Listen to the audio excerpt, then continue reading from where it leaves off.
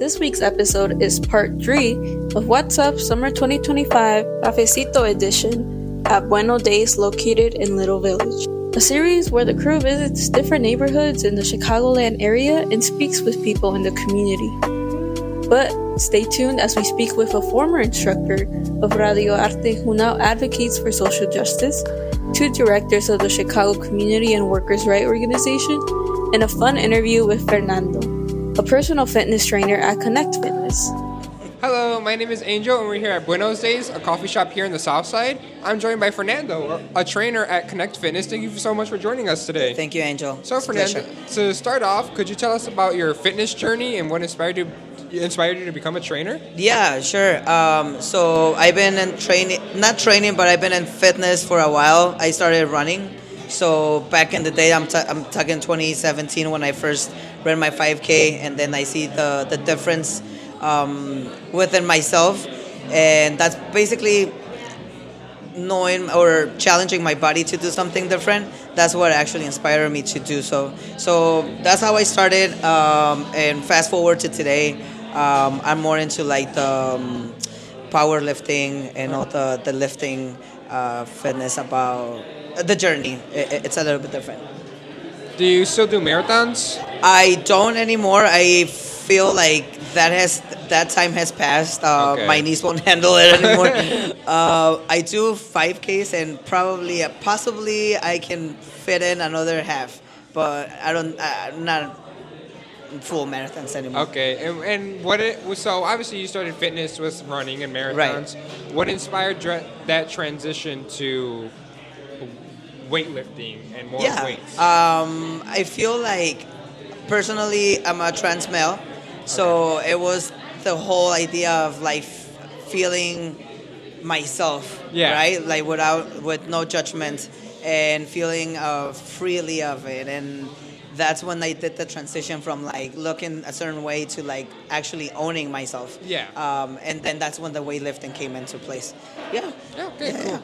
And then next question, how is Connected Fitness different from other gyms? Right, we're way different. Community building, it's a safe, we call it a brave space, so then you feel safe to be yourself.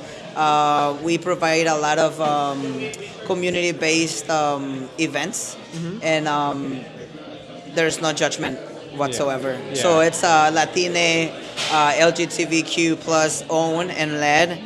And that is what makes it way different from other gyms. There's no competition between us, and everything involves within community. So I think that's what it's different about. Yeah, because I feel like most gyms you go to that are like franchise gyms, it's like everyone recording, everyone comparing themselves to like how much they can weigh, like how much they carry and everything. I do want to say that it's like we meet you where you're at, right? I'm not gonna expect anything from you. But to have fun and learn about yourselves, and that's basically it, right? Like community building and just making you feel safe. Yeah. Okay. Yeah. And then, how did you hear about Connected Fitness? Yeah, so I met the owner, Ricardo, back in 2017. I was actually training for a marathon. Okay. And then I saw him wearing a shirt that said "Coach," so I asked him. And then we became friends. He was my first coach back in the day, and then we took parts. COVID happened, and then fast forward to 2022, he opened his own shop, and that's how I started, like as a member, and then I became one of the coaches. It's gonna be 4 years now, so I've been with him since like we started. We started the whole thing. Okay, cool. And that's how I heard about him. We were friends before, And then, because you stated that you were since the beginning. Has Connected Fitness changed locations? They got a bigger area, right? Right. What is possible in this new area that you guys have compared to the previous area? A lot. One, starting with bigger classes, bigger groups. We used to hold 4 people at a time, classes that were only 4 people, so that was really limited. Now we can take up to 12. Okay. And also more events, right? Like open to the community. We have yoga every third Thursday of the month is free for the community. Then we have free workouts on Saturdays and during the summer.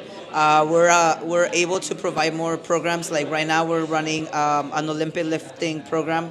I'm about to start one in August 2nd, which is hybrid training, which is a little bit of weightlifting plus cardio at the same time. Okay. So all those little things or big things, it has been possible because of the bigger space. Okay. And we can provide more, obviously, not only the space, but like equipment and more fun, open exercises and all that. So another thing that we have is the deadlift competition in November. That's like our annual thing, and that's also like for the community to come and join us and do some deadlifting. Yeah. Are you training for that right now? Am I training for that? I am always training for deadlift. Well, this was for later, but I feel like it fits the segment now. Like, how much can you bench? A bench. The bench is my weakest. Okay. Bench is 160 right now. Okay. And but my strongest is the deadlift. Yeah. So. Okay, benching is when like you're laying down, right? on the bench and you press. Deadlift is when you pick up the I can do 335. 335. Wow. Okay. Wow. So like how many? For how long in the air or not in the air? But like, so it all depends, right? Like regular training, it all depends on the sets. But 335 has been my one max rep. Okay. And that's basically you pull. You stand for like 2 seconds and then you bring it down. You bring it down. Yeah, Okay. That's basically. Is there like an ideal weight? Like obviously 335. Are you aiming for like 350 or possibly even goal more? For the end of the year is 350. 350. Yeah. Okay. Cool. That's my goal for by December. Nice. And then, what is one of the most uplifting and powerful experiences that you've had as a trainer? I think every day that happens. It's just as a trainer seeing my members progress, and I have members who have never done a box jump, and then seeing them jumping on a higher box and stuff like that. So I think it's every day is different. Every day is okay. And then, so do you just primarily just train deadlift, or do you do other workouts as well? No, I do. I'm the programmer of I program the workouts, so therefore I have to do the workouts. Okay. So it is a functional fitness gym, so that means we have different programs. And I do train it also depending on what I'm training for. Right now I am training for the triathlon in August, but we also have 2 other competitions coming up in October and November, so we're training for that. Okay. So my training looks a little bit different depending on what I'm training for. Yeah, but lots of competitions. Lots of competitions. So you're competitive. Yes, okay. Very much. And why is having a community gym important to a place like Little Village? Yeah, that's a really important question.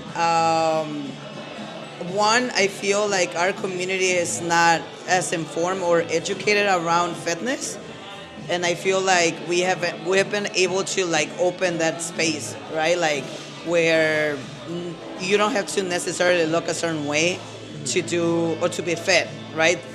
To be fit, it's really vague. So I feel like a space like ours has opened up that side for our community. Like, yes, you don't have to look a certain way to be able to do a bench press or to be able to compete. You don't have to eat. Obviously, nutrition is important, but you don't have to let go of the things that you love. Yeah. Right? Like, you don't have to let go of like tortillas. Tortillas is like the main topic. Like, I don't want to let go of tortillas. Like, you don't have to let go of that. So I think that has allowed the space has allowed us to like educate people, our community in Little Village, and also being an LGBTQ plus gym has also allowed to open that space within the community. So let's say because for me personally, like I've been wanting to work out, but first of all, I'm just scared of entering a gym. Like I feel like all eyes are gonna be on me, and then mostly what I just do is walks. But like for people that are like kind of struggling just to start like working out or like kind of struggling to start like kind of a fitness journey, what's your suggestions or like any recommendations? Yeah, walking is great. I do suggest one to come and check us out at the gym and give it a try, right? Again, we meet you where you're at. I can totally see where you're coming from. Like you don't want to be just or feel like all eyes are on you. Pero I do believe that we will meet you where you're at. Recommendations is at least put in like 2 days with weightlifting. Mm-hmm. And by that doesn't mean that you have to lift super heavy, right? Like you start little by little and then, but give yourself a try. Because I remember in high school, we used to do deadlifting all the time. And I was I was a scrawny kid. So I remember like my max was like 100, but I remember max was like 150. And 100 is a lot. It is. It was so 100 is a lot. I remember like lifting that and then not remembering anything after that. Just that it was 100, but like everything after that is such a blank. It was scary. Give yourself a chance. I think that's what it is. Okay. Yeah. And then what's your ideal meal? Like healthy meal? This could be a 2-in-1 question. What's your ideal healthy meal? And then if you could have like a cheat day where you can just eat whatever you want, what's the first thing you're going for? Cheat meal, I will go for a pozole right away. Healthy meal, again, it all depends what I'm training for, because right now it's like less calories and all that stuff, but like I don't really go off what I eat or what I like. It's basically like eggs and zucchinis and all that stuff. But ideal, I will go for a pozole. Is pozole not healthy? Like it is healthy, but it's just like you have to measure all of it. Okay. That makes it like it's so hard to measure pozole. So that's what I will pick it as a non or my cheat meal. Okay. Yeah. And then what about dessert? I'm a pan dulce eater. Okay, I can see how that would kind of interfere so with it's fitness. like, don't take away the pan dulce. Okay. That's what I'm struggling. Yeah. Oh no, we're kind of like in a coffee house too, where there's sweet treats right there too. Or cheesecake. Cheesecake is good. Awesome. Well, thank you so much for your time, Fernando. It was nice meeting you. Nice meeting you as well.